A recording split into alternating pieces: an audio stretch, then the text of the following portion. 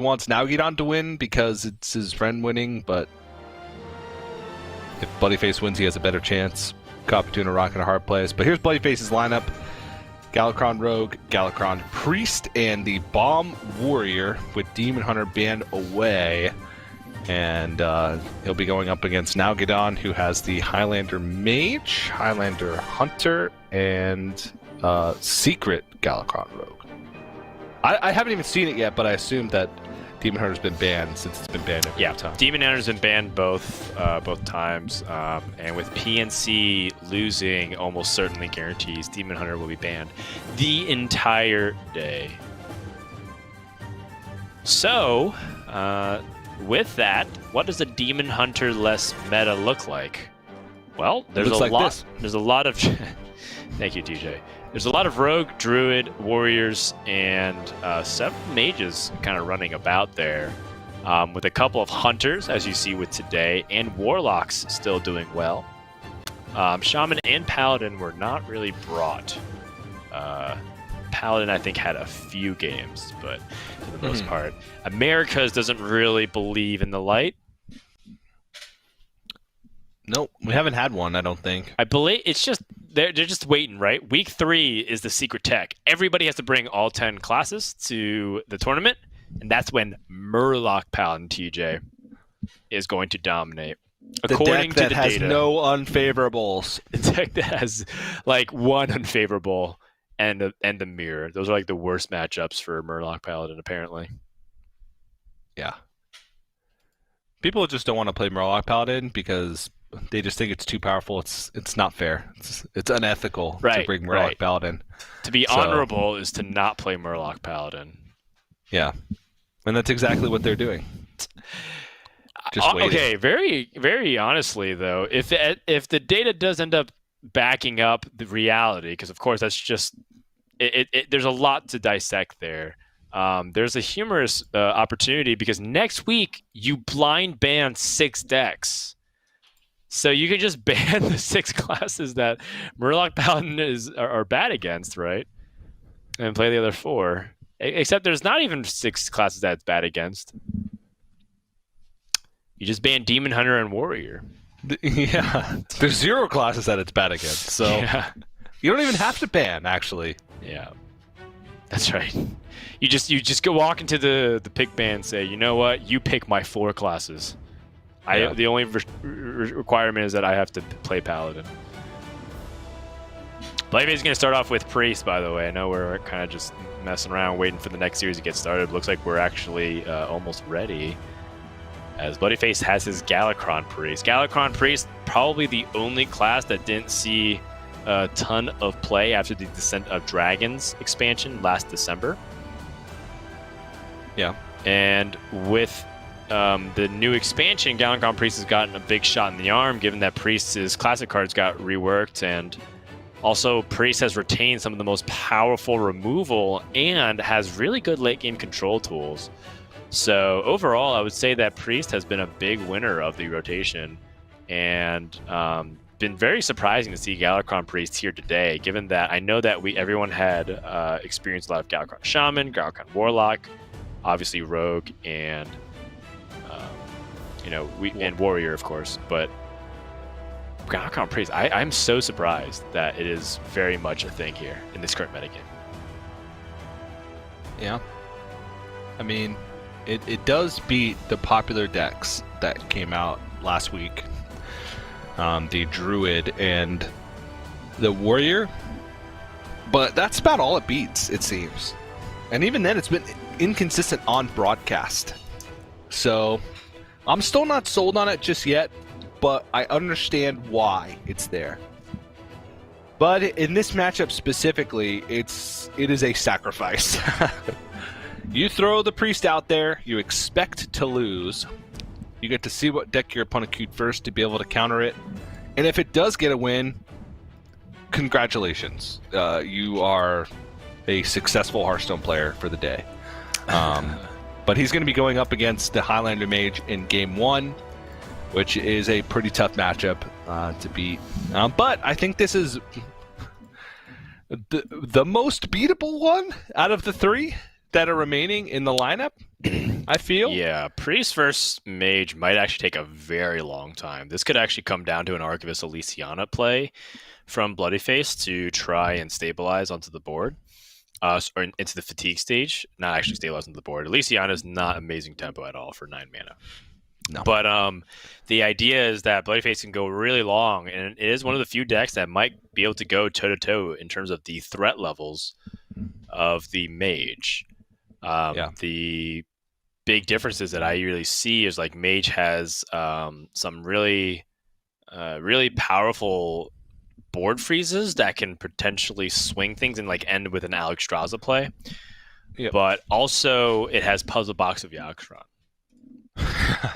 And that's the most important thing to talk about here is they can just fight back and forth for value for 30, 40 minutes, and then as soon as the puzzle box is played, boom, everything that they've worked for, or everything that the priest has worked for, kind of goes out the window. So we'll see. I do think the Galakrond Priest is better positioned than the Resurrect Priest in the matchup. You do just have some additional removal. You have a little bit of extra tempo. And you also just have more options as far as minions to play proactively if the mage has a slow start, because you're usually invoking early, which gives you additional priest minions to play onto the board. And of course, Galakrond itself just is less one-dimensional. It can remove an entire board instead of just removing a single minion and use super late in the game. But we'll see. The timing has to be correct, because if you give up your heal hero power, then you're more susceptible to Alexstrasza plus some burn. Let's get into it. All right, so the priest versus the mage has started, and bloodyface, if he loses here, would be one of the worst performances he's had in like a year, which is actually saying a lot. The last time bloodyface kind of like didn't have a good performance was specialist meta back in 2019 at the season 1 Hearthstone Grandmasters kickoff.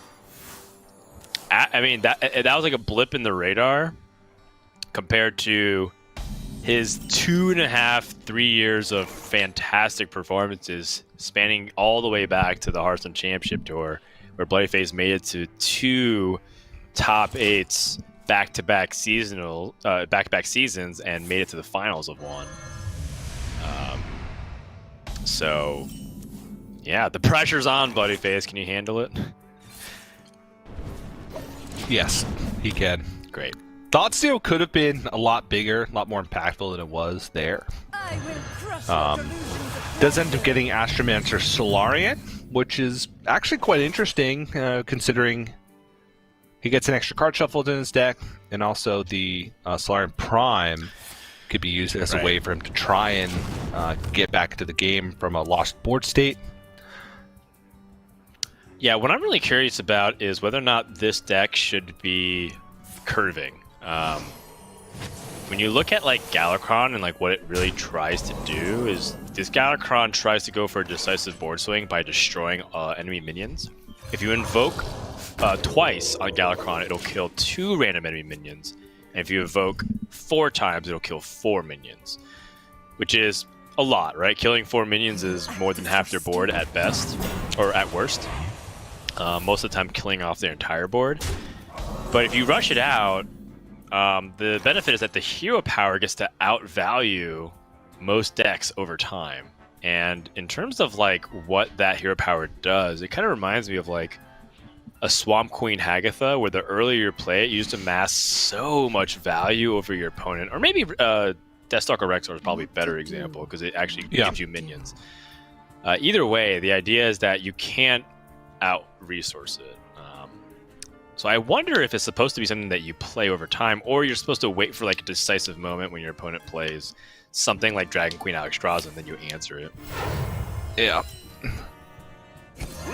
Or maybe like Alexstrasza. I don't know. The biggest thing is that you give up your heal, so you can get burned out of the game at that point. That's another good point, because the hero power you give up in those other matchups or the other decks that we described, the Shaman Totem hero power is not super important for Hagatha, and the Hunter hero power for those kinds of mid-range strategies wasn't really the key to winning. And so bloodyface with the Galakrond on curve really does make me think that it is actually the case that you do just want to kind of get out early and out-resource your opponent. Yeah, and although if he didn't think that, then he would never go for that play, I don't think. Yeah. Look at this tempo opportunity from Nalguidan. Ready for a show? Dragon Caster into an 8-mana spell. In this case, he can go for Deep Freeze. That's scary. This is a scary that board. It's starting to get scary. This is a 2-turn lethal setup. Yeah. There's 19 power or 17 power on the board, plus the Frostbolt. That's 20. Hero power is 21. So does that mean you go for something different, like a Blizzard, perhaps? Ooh, Shadow Madness. Shadow Madness actually gives bloodyface another mana crystal if he chooses to use Escape Mana Saber. Yeah, or you can just Blizzard this turn, right? Hold on to Shadow Madness, and then Moarg Artificer plus Breath of the Infinite. Yeah, that I mean, good to me. He also can go like never mind. Fate Weaver's is only Dragon, so if he goes for Fate and like weaves in a bunch, he actually goes for Renew. So with Breath of the Infinite, actually I don't know. The Shadow Madness seemed really good. Moarg Artificer, Breath of the Infinite. Okay. Yeah, Moarg Artificer, probably low-key one of the best control tools in this entire set from Ashes of Outland. It doubles the damage done to minions, all minions, including your own, from spells. So in this case, Breath of the Infinite is 3 mana Flame Strike. Nice. Yeah, and I've also like really come around on Renew. I kind of thought it was a average card. I think it's a great card. It is a great card. Yeah. Yeah, I thought it was it was like okay, but well, Dan, you were wrong. I was wrong. And it's not just okay. It's not just fantastic. Okay. It's fantastic. It's the best card in Priest. It's the best card in Priest right now. I agree. I agree.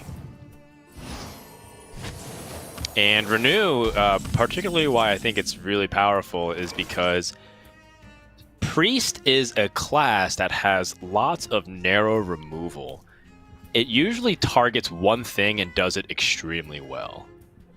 Talk about like Shadow Death and Shadow Pain, right, as contrasting options, and they target a specific range of minions. What to do? And that also like applies all the way to their top end removal, like even Mind Control. And because it's so situational, it's very difficult to build a correct 30-card deck list, and that's actually why Priest has always struggled in metagame, because if there's a wide range of threats, there's just like not enough deck slots and consistency to it to play a defensive game plan that was versatile. Instead, you would be forced to play a much more proactive game plan, like a Raza Priest or like a Combo Priest, or in this case, a Resurrect Priest that most people played. What it feels like Renew does is it kind of gives that consistency so Priest can reach into the collection and say, here are a few potential spells that are situational, and you get to pick the correct one every time. And that's where the power of Renew has really surprised me, but maybe I shouldn't be surprised, because that's kind of this is the analysis that I've been saying for like years about Priest, but the opposite end, where I was like, well, it's not flexible, which is why I never liked the class as a control option. Yeah. Do you agree or disagree, TJ? I don't know. I'm a warrior player. Okay. So priests are a natural enemy. And if I'm going to play this a is just a control different deck, party faction entirely. Yeah, it's foreign to me. TJ is like, sir, this is a Wendy's. I have played a lot of Hearthstone over the past 5 years, and I didn't even get Golden Priest until 2019. That's fair. So Golden Priest, not just the alternative art priest. No, the 500 wins. Gotcha. Where are you on the win counters for Priest now? Are you close to the 502? No, I might be at 1,000. I'm not sure. Since then, you're telling me you've got 500 priest wins. Well, combo priest was the thing. I got so. I got 500 priest wins in the combo with combo priest last year. It didn't feel like priest. Yeah. I don't know. I just waited till there was fast priest decks and played those. Yeah.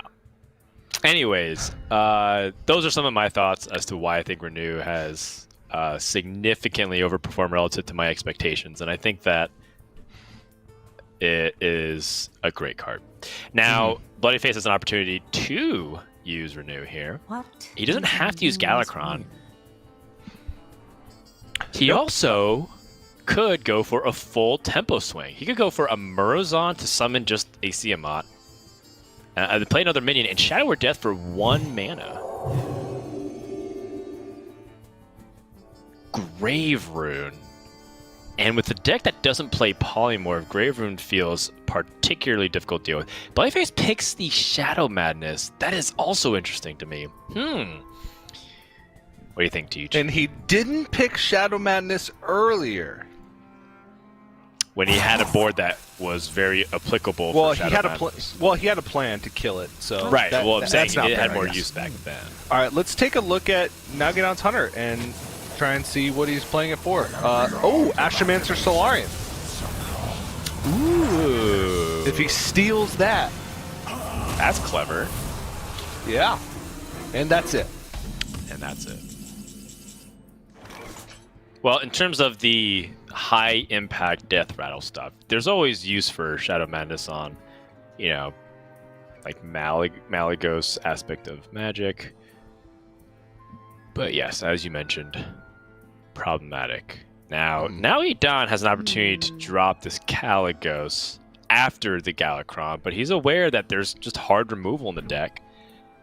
There's an Assassinate that invokes Galakrond called Time Rip, and if he plays Caligos, he could be walking directly into that. Yeah. Finds the puzzle box. Oh yeah, now Nalguidan's got some real gas. I think you pick Burn here. Yep. I like the Burn. I do think that there is merit to the Frost Nova. Particularly if Puzzle Box of Yaxaron does something incredible and develops a big board, you can go for Frost Nova tempo plays. But with Plague of Death being in the deck as well, this priest just has so many decisive answers to things that it does feel like you can't really be as tricky as you used to be able to be against priest, where you're like, okay, freeze, and then Alex tries a kill. Yeah. What a day! Yeah.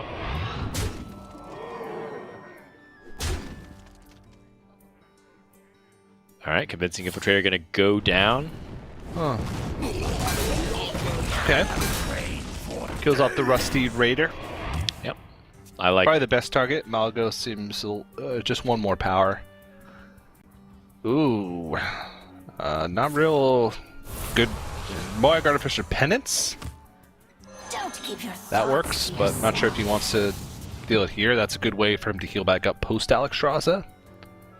Oh, a Doomsayer. That could have hit a lot of better targets with Psychic Conjurer. Right. Kind of hoping that he would buff the Doomsayer to make it a little bit more resilient. Yeah. But the whole point of this is to just make it inconvenient for Nalguidan. Chances are Nalguidan had a chance to kill this, or had an opportunity to kill this Doomsayer, but Bloodyface just wants to make it difficult for Nalguidan to pick everything. What to do? It seems like a pretty good box turn to me. What do you think? TJ, it's always a good box turn to me. I bring life. Oh, wow. So he's giving up his board to bring Bloodyface down to 14.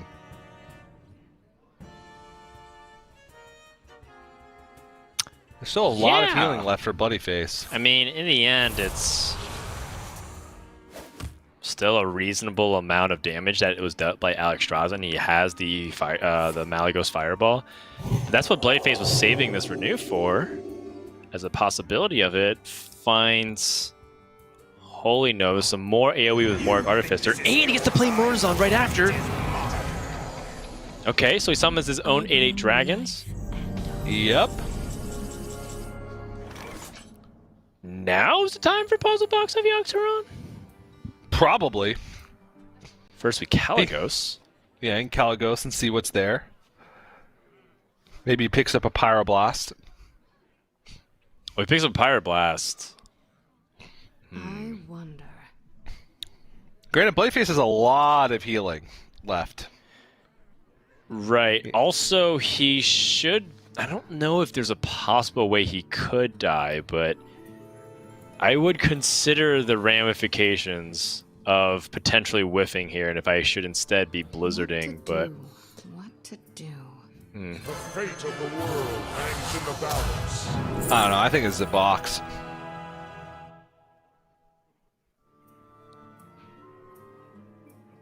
Yeah, because this... So the box still the puzzle box here still gives you margin for error. If you are relying on puzzle box to bail you out and you die the next turn if it doesn't clear the board, I think that's more of a dangerous position to be in. He's gonna do it. Bloodyface, I mean, he is ready. He's got the time rip. Oh, Gets yeah. a spell as well. Gets a Murazon. What? And this is what we're talking about. Now he's in a... Now Nalguidan's in a position where Puzzle Box needs to land the clear. And if he doesn't, then he's dead. He also gets a Psyche split. Yeah. I'm trying to find a cool way to use that. Oh, you copy... Well, you just copy the biggest min you have, most likely. Oh, he's found the Pyroblast. Oh. So he... Yep. His Caligos is gone. He needs 2 turns. Well, he Frost Novas and just burns. Right? You Frost Nova this. You toss the cheaper burn. Oh, wait, he went for Frostbolt. Because he has Astromancer Solarian. Can you go Astromancer Solarian, Fireball, Frostbolt, Yes, which you're right. is 17. Right, well, he can layer in pings as well. It's 8 plus 9. It's 17. He has lethal setup for next turn. Bloodyface has to heal. I don't know if he's going to see this. Okay, so... He's Fireball? counting right now. He's like, ooh, jeez. Well, he could heal out of it with Holy Nova. He could heal out of it with Holy Nova. Yes, that is correct. We are all. He has to first test the secret, so this first test for a mirror entity. Reliquary Prime, and he's going to heal up to 18. And now is he 1 damage off? He's 1 damage off. The good news for Nalguidan is he has an Ice Barrier up, so he's at 32 effective life, and there's only 24 presenting. Do you go for the burn now? You could also And just then- Zephyrus and Twisting Nether, and I think that would be a really safe option. But then he can't ping, and so he's still a turn away. Okay. Then if you ping and play Zephyrus, I think that's too obvious. Then you have Burn, and then Bloodyface would like Penance his own minion. Yeah. So this looks like a Twisting Nether to me. Particularly Prime gets shuffled into the deck.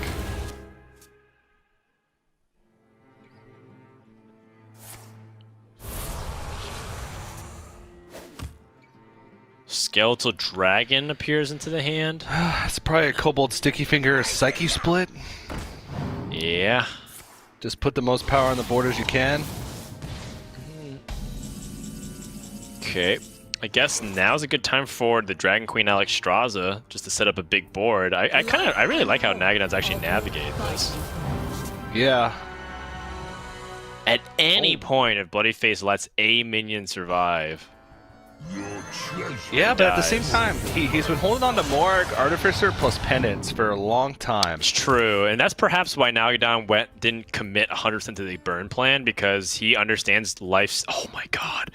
Sorry, he understands that Penance with lifesteal is really powerful. Sorry, Reliquary Prime was picked up. That is so nasty. Yeah. Oh my gosh. Actually go Murazon. Right. Morg, Artificer, Penance, and Shadow Word Death. Yeah, bloodyface still he's making reads. So first of all, Malagos's spell hasn't been played still, so he knows that, and that leans towards burn. Second, bloodyface also saw that Nalguidan during a Doomsayer turn chose to Alexstrasza the face aggressively. I think it's fairly obvious with these context clues that there is a burn plan being formulated. And I think bloodyface, the problem with playing Morg Artificer is that if the opponent has, you know, AoE, it kind of really destroys his board. But he's played a lot of his AoE.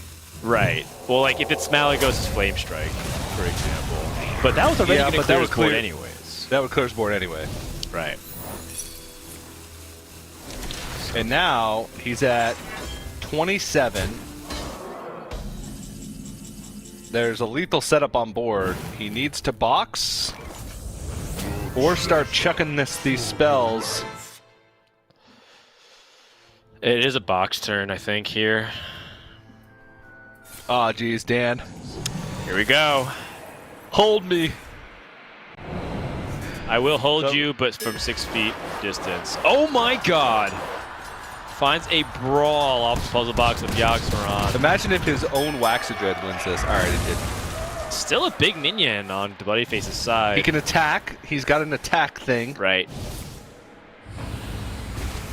Oh. Plague of Madness.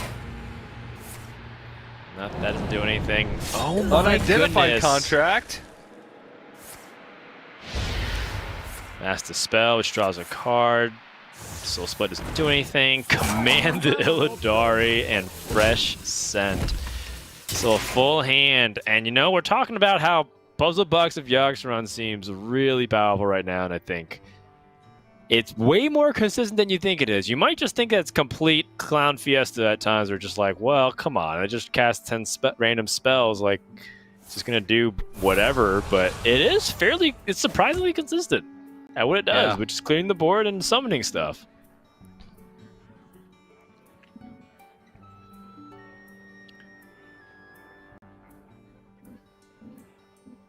So he knows about the burn plant still existing. In fact, if he doesn't Holy Nova here... Oh, he has Reliquary Prime. Yeah. But Reliquary Prime dies to the weapon swing. Yep. And so Bloodyface already played Cobalt Sticky Finger. Yep. Not that it really matters that much. So unfortunately, this is probably a Holy Nova and Grand Mummy. Yeah, it doesn't seem like he wants to play Master Spell.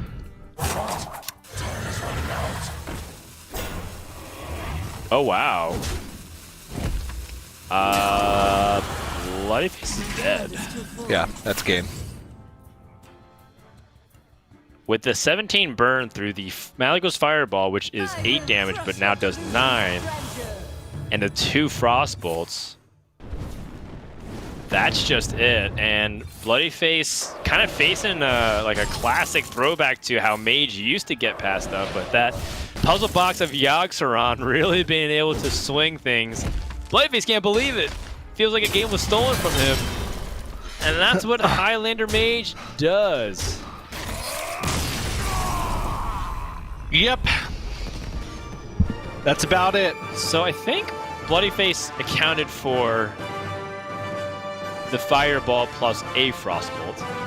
Yeah, because those are naturally in the deck. Right. Well, not naturally in the deck, but he saw a Malagos without a spell being played, without the Malagos aspect of magic spell being played, and it was never played through situations where it would have 100% of be played if it was anything other than Fireball. So he accounted for that, but unfortunately did not account for the just full out 17 damage from hand burst. Just the amount of things that had to have happened for bloodyface to lose that game is kind of mind-boggling. It had to be exactly burned from Malagos. He had to find another 2 mana or less burn spell, which is only Frostbolt. He also had to find a way to remove something for free, remove a taunt for free, Plague of Madness, and a full board clear plus a board development from Puzzle Box. Just insane, because he had everything else checked. And from that point on, with Kaligos, Kaligos, Malagos, Alexstrasza, Dragon Queen Alexstrasza, and Zephyr Scan, he had it in the bag. So a great job by Nalguidan to take that first game of the series. We're going to take a brief intermission. When we come back, we're going to have game 2 of Nalguidan versus bloodyface. Hearthstone Grandmasters is brought to you by T-Mobile, helping you stay connected to what matters most. Learn about T-Mobile's COVID-19 response on T-Mobile.com.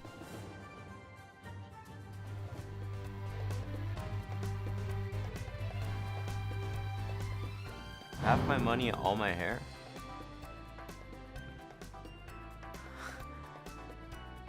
Wow. I've never really thought about this. Is this permanent hair loss? I would rather lose all of my hair than half of my money. Like, I don't have the most money in the world, but and I haven't done any research, but you can like buy new. And plus, I wouldn't mind being bald. It's not that terrible of a look, right? I probably, if I lose all my hair, I'd probably spend half my money getting it back. So. Half of my money. Half of my money. Money comes and goes. Hair you can't get back. Well, I am already losing a bit of my hair, so. Can I buy hair? Like, I can buy things that regrow hair, right? So imagine maybe that treatment's not that expensive. We can make it work out. I would not be able to give a concise answer right now. I'd have to refer to Zalea and get back to you on that. I'm about to lose all of my hair anyways, and like, honestly, you can get like hair transplants these days, I think, right? That's probably an option. I don't really care that much. God, why am I looking at Frodan? That's not good. Oh god, I'd rather lose half of my money. I'm not even that rich. Yeah, you guys don't want to see me bald, trust me.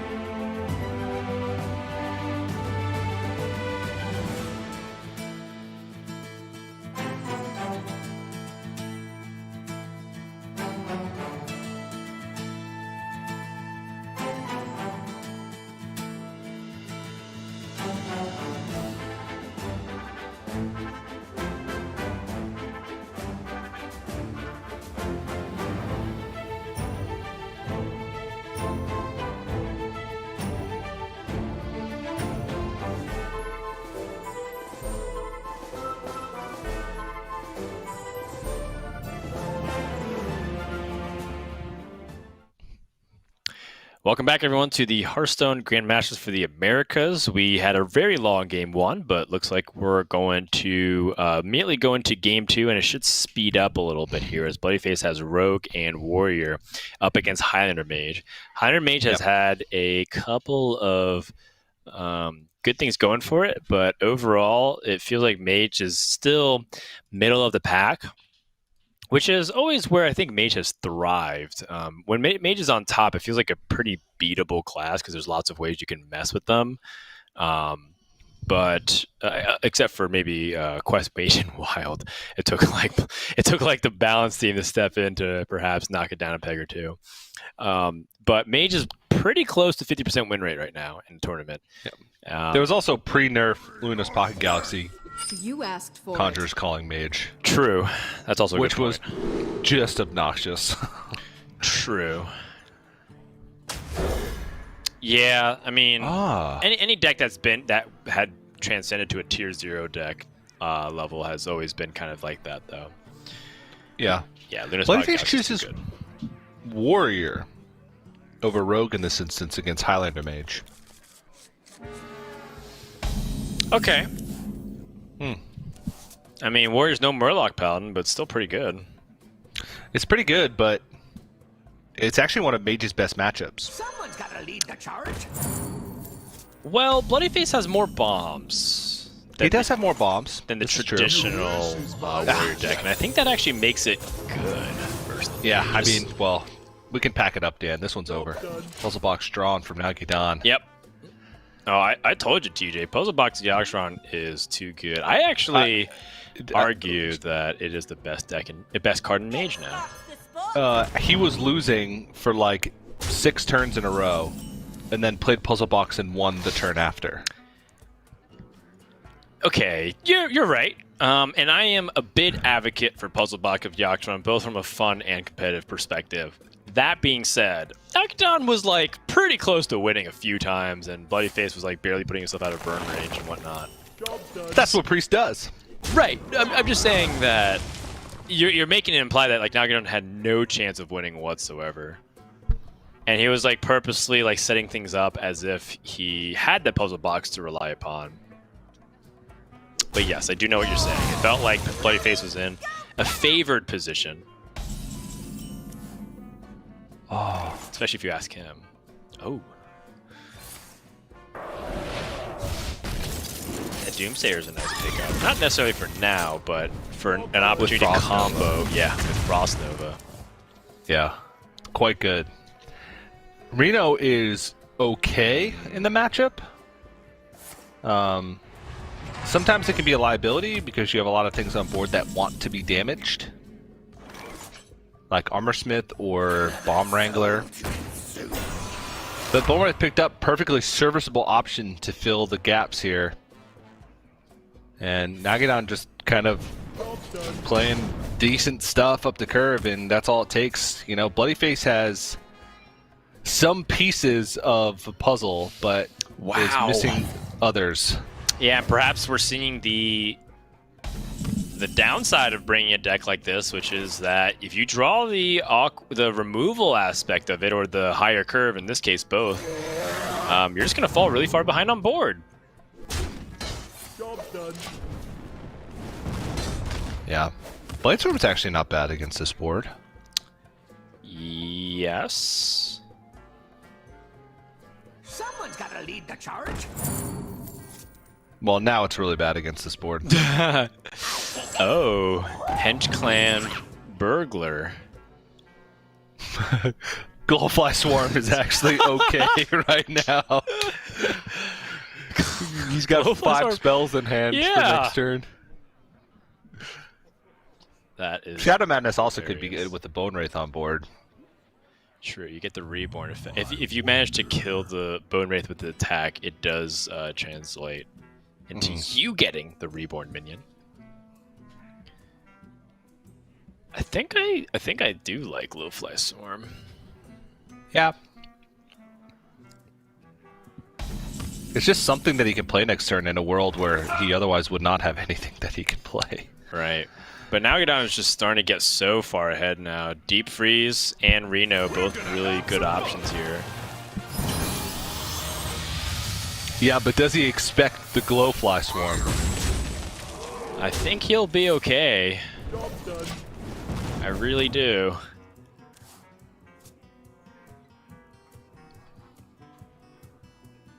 Once again, though, as you mentioned, Bladestorm surprisingly really good in this position. Bladestorm into the Risky Skipper.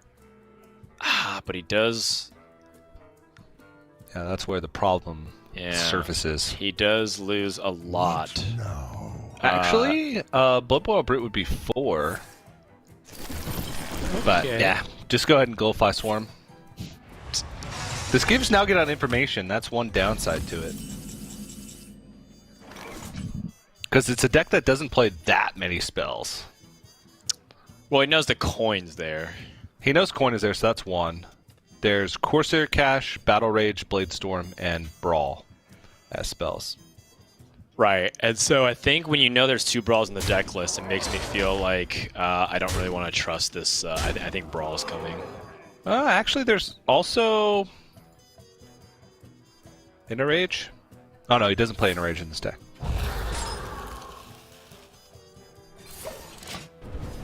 Wow, now you're down with the Frost Nova here. Saying if you Brawl, you're going to have to give up most of your own minions. Mm-hmm. Kargath Prime. Or Kargath Bladefist, rather. Bloodyface could draw a lot of his deck right now. You are correct. He could draw 6 cards. Rather, 8 cards. Oh my gosh. I mean, the biggest thing is that the Blood Boil Brute would be free, but he would kill off all his Glowflies. If he's going to do that, you might as well just Brawl. It does feel like a Brawl turn to me.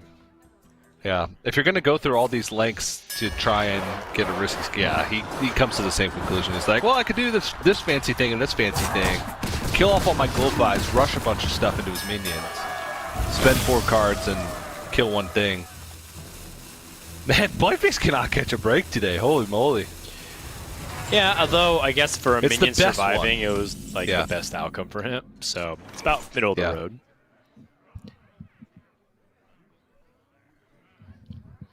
Lethal. That's 100% lethal. Puzzle box of Yaxaron. Tortollan Pilgrim could hit the Power of Creation. But Defreeze could shut off weapons for the foreseeable future. Right. But Bladestorm plus Risky Skipper Kargath is a full clear. Yes. And Bloodyface can take the Rage. board for the first time this game. Oh. He can also just play Deathwing here. Yeah. And clear off the front half of all these minions.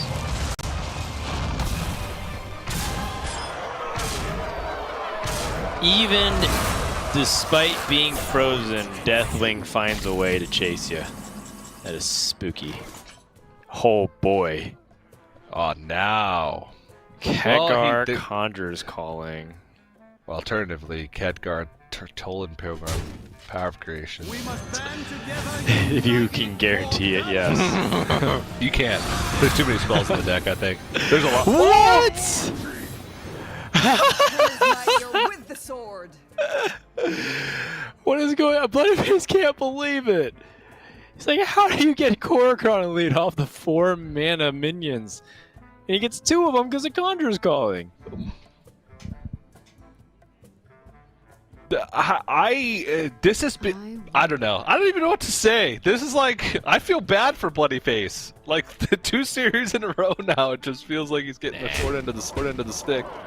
I don't feel bad for him. You know why? Because this is what it takes to beat him. You can't beat Bloodyface in the honest way. You just gotta cheese it.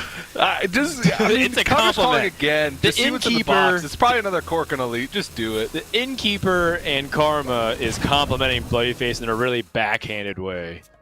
Yeah. This is the way you lose. You can't really be taken down. But looks like we're gonna go for the Blood Boil Brute and then the Battle Rage to find the Armor Smiths. Yep, there's gonna be 5 cards. Knowing Bloodyface's luck so far, he's not gonna find Armor Smith. Yeah, that Armor Smith. Those Armor Smiths are in the bottom 2 for sure. Oh, he hit it! Oh! Huge moment there. Now you're not smiling like, I don't even think he's like, yeah, I didn't even really deserve to win that one. He's like, all right, you got back up to the same health total you were before I got those 2 core cards leads for my counter sculling. Jeez. At least Nalguidan's having a good time. Yeah. Oh! I mean, these are reckless Rocketeers every time. Okay, Hogger. Alright, this is just imagine reckless Rocketeer. That just means you were destined to lose. Yeah. Because he was at exactly 11 too, right? Yeah. He would have died. Right. Risky skipper here with the Bloodsworn Mercenary. Bloodyface doesn't want to lose any more health. He's like, I do not want to die to have surprise lethals anymore. Alright. Needs to play another minion. The Clockwork Goblin here is good. Let's see. From here... Does he clear off everything? Not quite. No, he needs to anchor to clear off most of stuff. He's at 32. Yeah. Bloodyface a turn ago was at 2 life. Now he's at 34. Yep.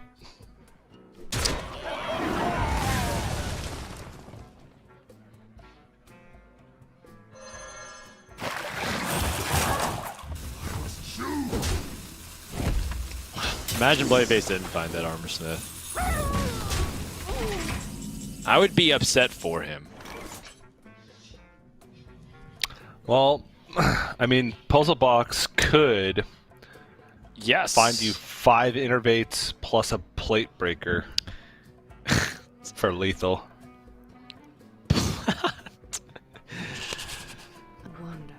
Yeah. Wait, how can I find a Plate Breaker? What is there? What? Can you get a random neutral minion? Is he going mini for spell?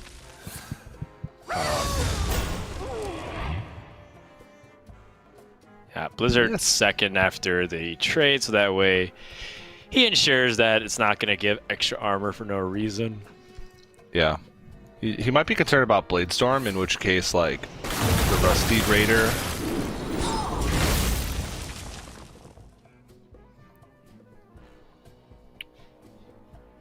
I mean, it still looks like a good Bladestorm here. Oh, it looks like a good Bladestorm. It's just his follow-up is kind of weak.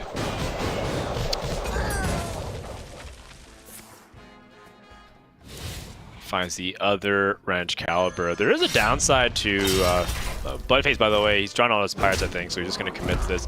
There's a downside to playing the Anchor, and that Horde Pillager could just give him Anchor. Yeah, but I think at that point he had to clean it up. TJ. He's got nothing else to do. You might as well. Nalguidan has a very clear line of play. What's in the box? Oh, yeah. He just rips it. All right. Okay. Okay. That's card generation. All right, that's damage. Okay, that's card draw. Card draw. Doesn't Nothing. do anything. Doesn't do anything. Nothing. Doesn't do anything. Nothing. He's looking for 1 board generation Nothing. card. No. Nothing. Okay. Oh, okay. More Card resources. generation. And last card. Oh. Evocation. All right. So, all things considered, that was a 10 mana add a bunch of cards to your hand, which in that situation, not bad.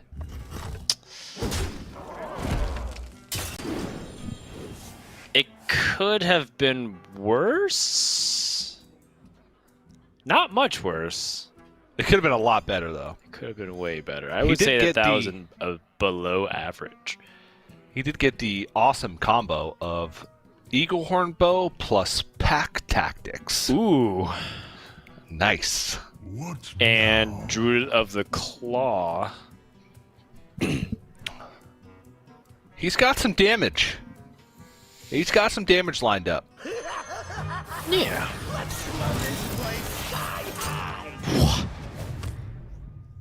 Well, here comes the victory march here for Bloodyface. He has stabilized that 2 life. And bombs are being drawn. Nalguidan probably realizing that this is tough. Yeah, and there's still 2 bombs left in the deck.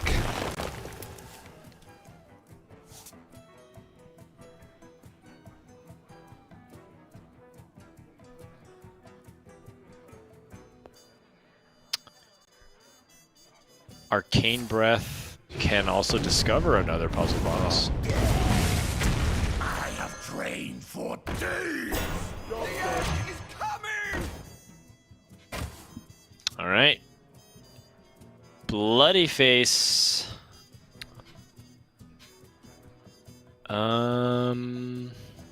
Is he just supposed to trade all these boom bots in? I don't know. He could also like Blood Boil Brute, trade a couple. Oh, but wait. Would Brawl be like a lethal opportunity? The bombs would have to roll like 2 damage on average, right? Which is what the average is. The average is 2.5 damage, so it's 5. It's yeah, 12.5. But if you lose the Brawl and Doomsayer soaks it all up. Oh, I have no doubt that this is probably the right play. Yeah, Bloodyface got him. Gonna get him. That's all the boom bots landing. That has got to be one of the most stressful games he's played, though. I mean, Bloodyface just looks generally upset. It's stressful. That game looked like he was almost robbed entirely. Yeah. Yep. So, but does get the win with Warrior, which it does seem like his Warrior, even though overall like a bad matchup for Warriors in general. His list seems to be pretty well designed to beat it. You know, he's got a ton of removal, double Brawl, double Blade Storm, and Deathwing Mad Aspect. And he just draws through his deck, and then in the later stage of the game, he can start playing bombs to start winning. So beats the Mage. Yeah. So now Nalguidan will turn to the Hunter or the Rogue. Against Warrior in particular, do you favor the Rogue versus the Hunter? I feel like I do. Only just because the Rogue feels like it has a better chance versus it, not because I think Rogue is particularly effective against Warrior. Yeah, I'm not sure. It is harder because Bloodyface is playing an unusual Warrior relative to the other Warriors that we see out there right now. Yeah.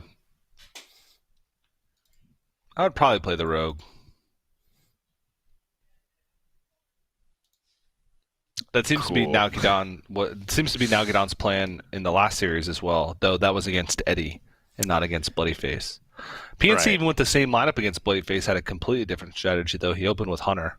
Right, and I think Hunter just is one of those X factors that might just bowl over what Bloodyface is doing. But Bloodyface already, changing up how he fared in the beginning of today, where he got 3-0'd super quickly. So Nalguidan is going to go to the Hunter. All right. Well, let's see how he fares with the Hunter deck. Has been quite explosive today, I will say. I'm the more I see it, the more I like it. I like that it's got a pretty consistent curve going on. A lot of 2-drops. Actually, a surprising amount of 1-drops. 3 1-drops. It just feels like it curves out very consistently and then still packs the late game punch. I also underestimated the Grand Slam as just a card in general, because on an empty board it's just 10 mana, 12 damage. Victory for the Forsaken. Which is absurd. It's more than Pyroblast, but conditional. That's right. Full mull for Nalguidan. Well, here we go. Full mulligan lands a reasonable curve. What do you know? Highlander Hunter, which is such a low curve Highlander deck. Probably the lowest curve Highlander deck that I've seen ever. He says after he draws the Nalguidan Slam. But Nalguidan does have an option to follow the coin curve here. Even though, yes, you do have the Nalguidan Slam, the beast that you pick up off of the Scavenger's Inquiry is relatively playable. It's always playable on 3. Yeah. Ooh, picks up the Anchor. Yeah, Anchor's so big just to get that card draw going for Warrior. Absolutely huge. Finds the Hogsty, which I probably would say is the worst option. the weakest option. Still a 5/4 with rush for 2. Yeah, still a very efficient minion despite all that. Yeah, Nalguidan was hoping that Corsair Cash pick up Wrench Caliber, but we saw that it was a 50-50 since Bloodyface actually kept a Wrench Caliber in his opening hand. And so now we got Risky Skippers, and Bloodyface can continue to pull Pirates out of his deck, so it's just going to improve his average draw. Oof! That's a hover. But this allows Bloodyface some development. If we'll ever be able to see his hand. Yeah, this is particularly tricky to navigate when... Yeah. Someone's gotta lead the charge. Sky Raider? Gets Sky General Crag, no quest, but Bloodyface can just shuffle the bombs. And I think this Bomb Warrior against the Highlander Hunter might give Nalguidan some problems because he doesn't get the convenient curve into the brand because of Wrench Caliber.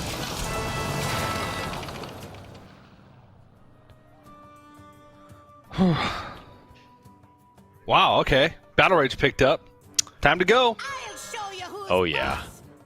You can draw 5 cards right now. You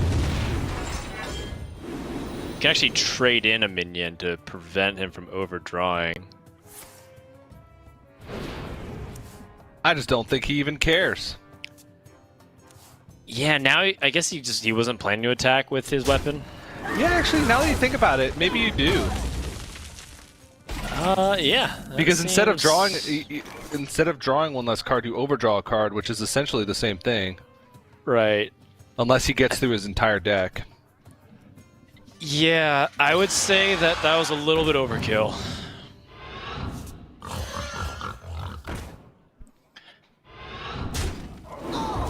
Hopefully the next card burned isn't a super impactful one. Ah, that does sting. That's a very good card to have. Yeah. But not super important, I would say. Like, as in that it wouldn't just outright lose in the game. Yeah, Bloodyface also now realizing that he's kind of got to start shuffling some more bombs into the deck to shut off some Highlander cards, because we're starting to come up on those turns where it does matter. Ooh, Boom Pistol Bully.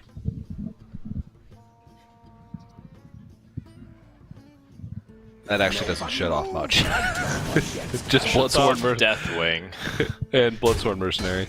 And Bloodsworn Mercenary. Yeah. Oh, and the and Sky General.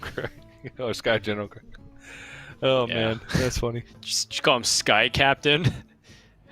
Yeah. Sky Captain, the Pirates of Tomorrow.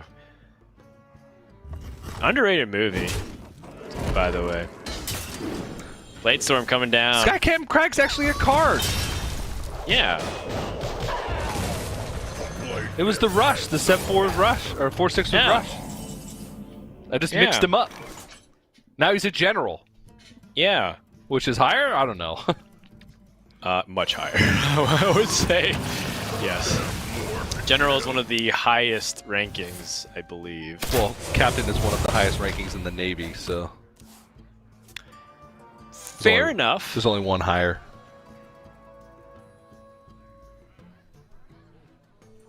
But in the skies. In the skies. In the skies, TJ. I prefer the air. I don't know about you. I prefer the sea. And my axe? Well, that's how that quote goes. This is more of a hammer. Yes. It's an electrified hammer. Yeah. It is a quest reward from the hinterlands. Is it? Mm-hmm. I just thought it was an epic card with some cool lightning shooting out of it. Nope. I always wondered if these storm hammers and stuff like that were, you know, really powerful weapons, if they were like equally as powerful as they were in World of Warcraft. Storm hammers actually is. It's like a ish quest reward, maybe like mid 40s to level 50. 50. Yeah. Level 50 or like if 50 I remember out of correctly, 50? if I remember correctly, Like a slam dunk contest 50. no, level 50. If I remember correctly, it was a slow main hand weapon, which was good for like combat rogues. I don't know. I think. I don't know. But people are going to correct me. But it had a chance on hit to deal nature damage. If I remember correctly. Please correct me. I don't want to offend anybody by being wrong about World of Warcraft lore. Meanwhile, bloodyface going to make some big stuff. Draw some cards. You can throw in a Bloodsworn Mercenary on this Deathwing if he so chooses. I think he so chooses. Or the Armor Smith. Okay. I guess it makes sense. He's just trying to stop the amount of life being gained, and he's still putting on pressure. Yeah, it still pushes for 12. Oh, rough. Oh, okay. Board clear.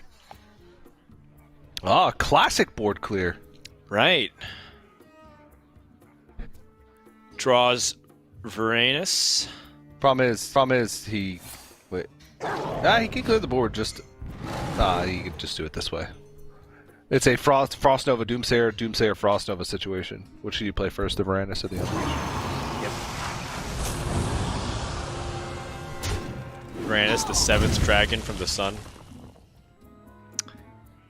And Nalguidan is clearing everything, but big question in everybody's mind.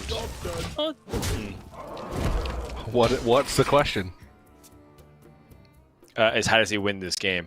I was gonna actually ask whether or not he should be value trading with the Scizor and keeping a 1/1 around, but I don't know if that makes a big difference. Drink your blood, eat your flesh. The Blood Boil Brute gets to get copied by this Bloodsworn Mercenary, and Nalguidan once again has lost the board. But TJ, is it time? Is it time for the Grand Slam? Is it time to slam? Oh! Oh! Oh, face. Yikes, actually. Well, the second Bloodsword Mercenary was played. I mean, Nalguidan has an actual aggressive game plan now. Yeah. And Corsair Cash is useless. Oh, Kargath Prime. I didn't even realize it was in the hand. Kargath Prime is good. Actually, it's really good.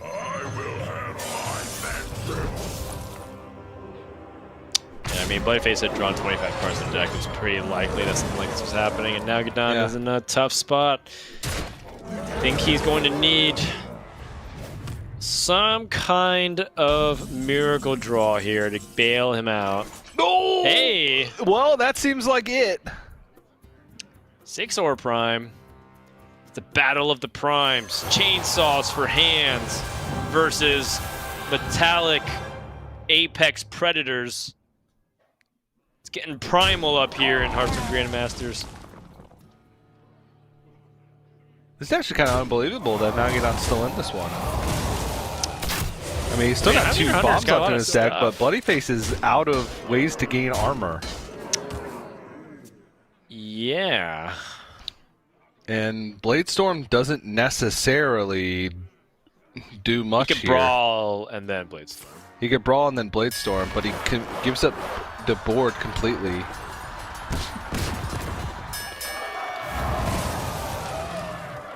Maybe he leaves this up and goes for Clockwork Goblin? Yeah. I think what he's been trying to do is try and clear the board as much as possible to set up for Blastmaster Boom and Bladestorm. He's just waiting for one dead turn. Oh. Not active. 3 bombs in the deck still, actually. So.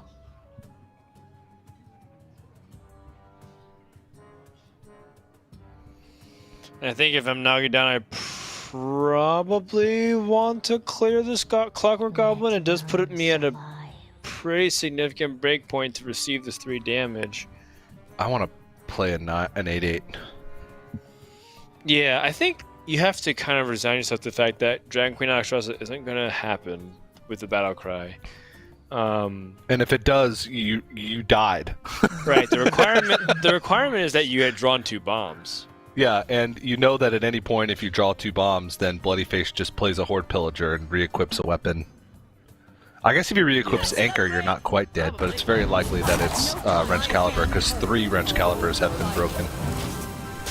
Yeah, I like this. I like this all in. I know that it's not ideal for Nalguidan by any means. But this is another brawl? Brawl, and then if Dragon Queen Alexstrasza lives, he can Blade Storm it down. Yeah, no matter what ends up living.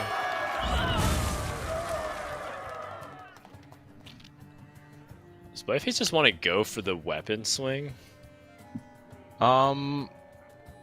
That's playing with fire. You're asking... Actually, is there any way he dies?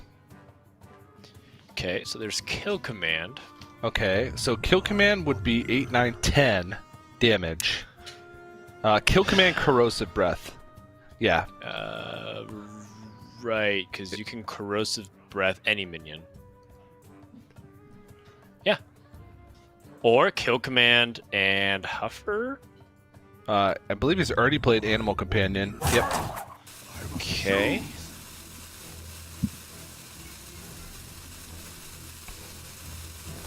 If that's the case, and he's already played Zephyrus, right? So, yeah.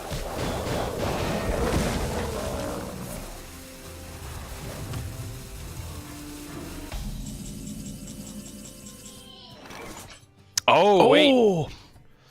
He can track Tracking over can go bombs. over the bombs. Is upon us. He didn't hit any bombs. He hadn't played Zephyrus. Oh. Oh, that was last game.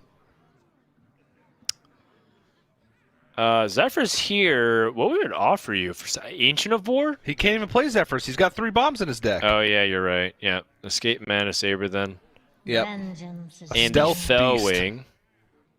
Oh, wait. Escape Mana Saber and Fellwing sets up 8 damage on the board. And then next turn you have Kill Command and Hero Power. That's 15. So if your opponent doesn't Hero Power... And he also used his Blade Storm and his Brawl. Yeah. Oh, this one's coming out of the wire. This is actually a lot closer than I thought it was going to be. That the Grand Slam was quite good. It was definitely a huge moment in this game. Bloodyface finds another Bomb Wrangler. That's not what he needs. No. All right, so Blastmaster Boom, armor up. Probably. The problem is he doesn't know how many bombs were tracked over, right?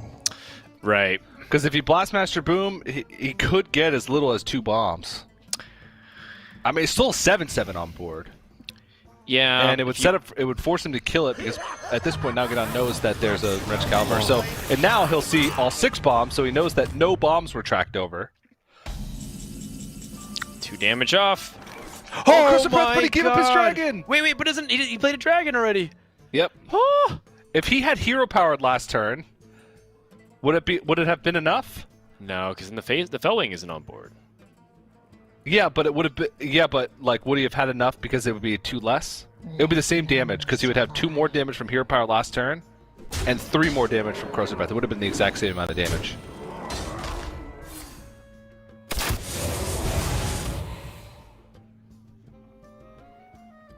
Well, that's game over for Nalguidan. Bloodyface knocks out the Hunter.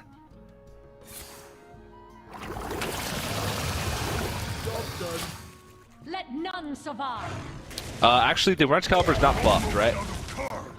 It's not guaranteed lethal, but it is almost there.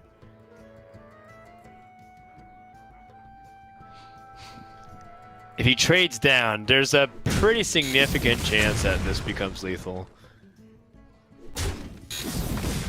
Each Boombot does 2.5 damage on average, or does 2.5 damage on average, and then you're just able to get there. So that is going to do it. Bloodyface is up 2-1. Very contentious series back and forth. Whew. This is stressful. Stressful for me. I'm not even playing. I know. So the last game potentially here of this series will be Secret Rogue. Secret Rogue versus the Warrior. And we've seen this matchup a couple times, but do we feel like anything has changed?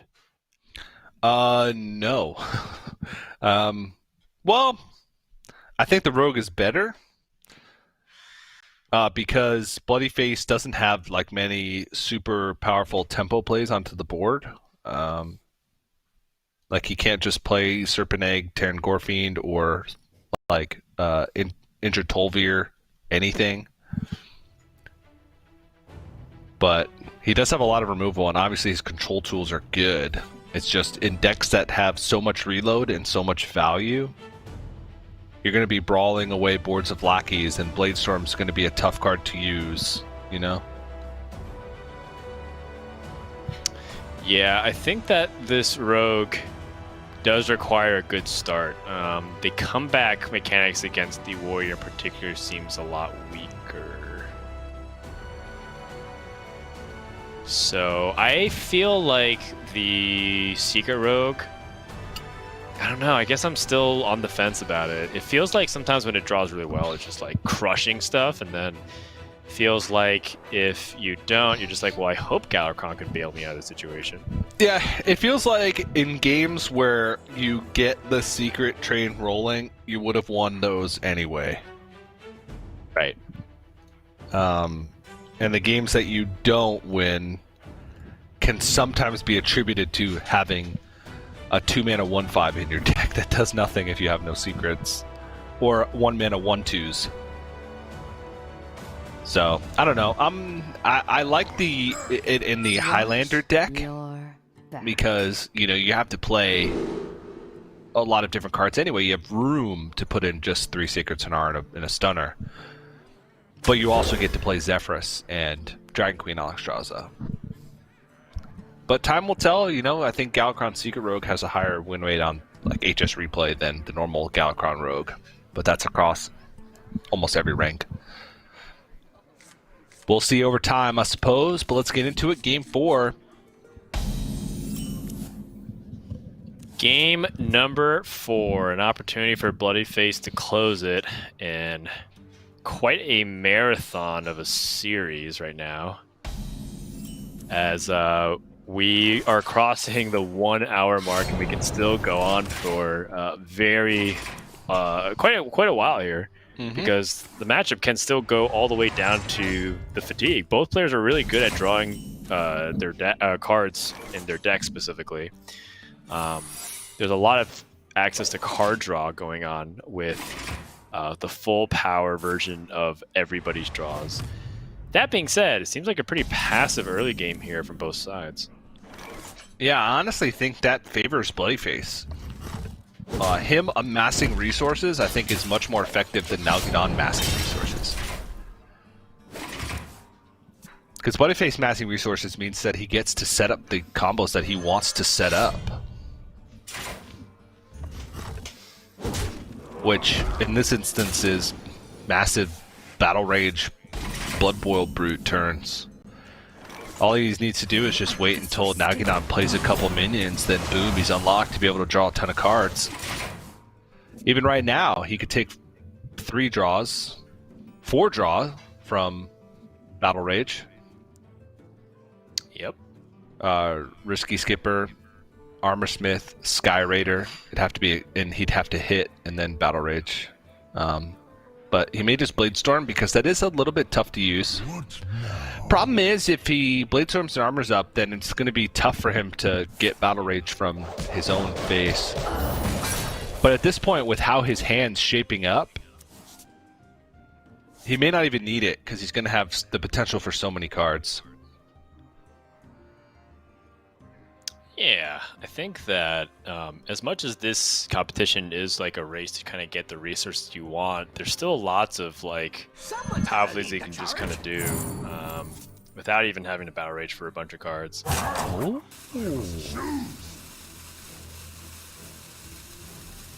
Now, speaking of cards, Nalguidan's going to be at full 10 cards here for his hand. Wait, what? Oh. That's interesting. Parachute Brigand. Puts 2 parachuters into the hand, one getting pulled because the Sky Raider got played, but summons another one. Pretty funny scenario there. Nobody move and no one gets hurt. Alright, there's the boom pistol. So I think this is the Battle Rage turn.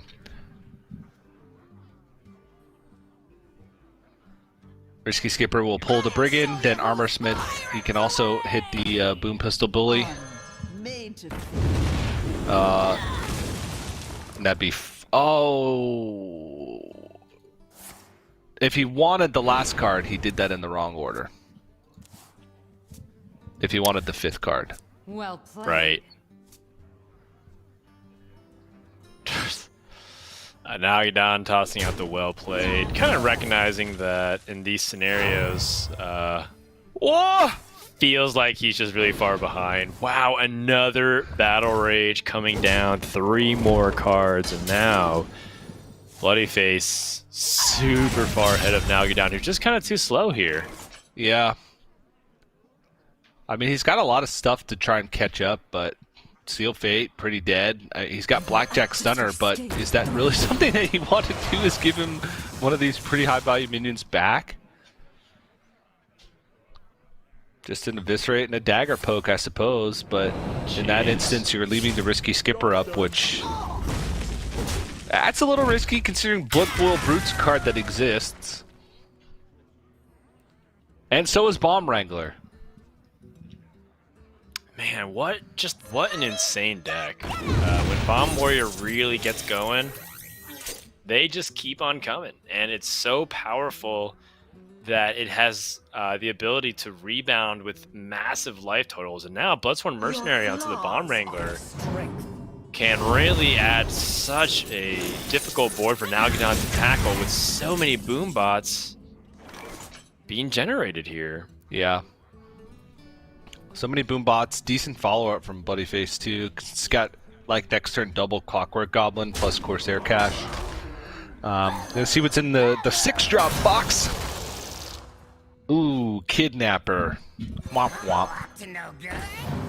Kidnapper.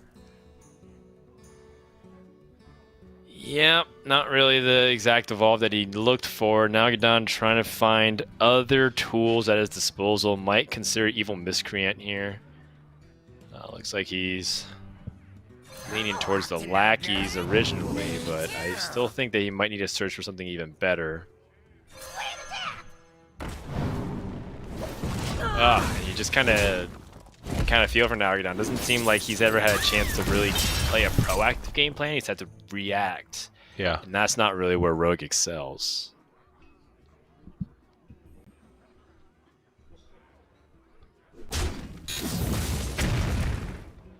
Depending on where these bombs hit, these Blood Boil Brutes can get really cheap. You can play both of them right now. Yeah, and Rogue doesn't have the convenient access to that kind of removal for multiple... Oh my goodness. He can play them for multiple Blood Brutes. Oh jeez. Well, so now he attacks one, right? He probably wants to attack him into Evil Miscreants and go Bomb Wrangler here. And then he gets face damage. Another bomb. That makes sense. I was looking for an opportunity to Bloodsworn Mercenary to just have maximum amount of that pressure, but that is weak to Afflict Sky Shiv. Yeah. Very true. Yeah, this is so much. This deck is cool. We saw it get run over by Hunter in the first series that we saw today with Bloodyface and PNC, but other than that, all the other games we've seen of it, it's just been good. On wings of evil. Okay, well, Evasive Draconid is something. Oh, never mind. Scratch that, Dan. Dragon Maw Skystalker is something. Excuse me, I That's misspoke. exactly the perfect description. It is something. Doesn't seem particularly very good. And Nalguidan has invoked Galakron, but still no light at the end of the tunnel here. Still just cleaning up. Yeah. And with 2 saps onto the Blood Boil Brood, really hoping for something. Yeah, his board presence is just so small. Anything.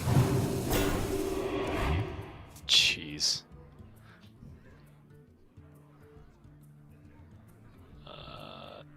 Is this not a Blast Master Brood? I guess Deathwing is really good here too. Yep.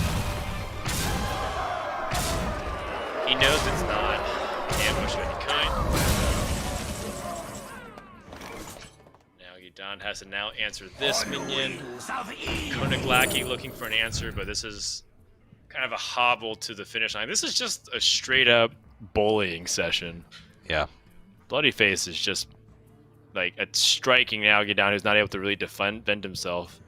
Rogue is a proactive deck and just hasn't been on the offensive whatsoever. What can he get from Brightwing here? Anything reasonable? He kind of needs a Titanic Lackey. Rush Lackey is good too. Yes. Oh. Perhaps a Restless Mummy? We're like really grasping for Yeah. at this point. Restless Mummy or Chrono Elite? And this looks like the end of his run. Disease Vulture, Eviscerate Face for... And set up yourself for lethal? Yeah. But you could get a 3-cost minion with Taunt? True. I don't know, but whatever. That's game and series. Ooh. Yeah, it kind of seemed like Nalguidan's deck just kind of beat itself for the most part. There wasn't really a lot of power to it. And overall, a pretty anticlimactic game 5 there, but, Bloodyface, or game 4 rather, Bloodyface ends up, steamrolling to a victory, which kind of just shows you the power of this warrior deck.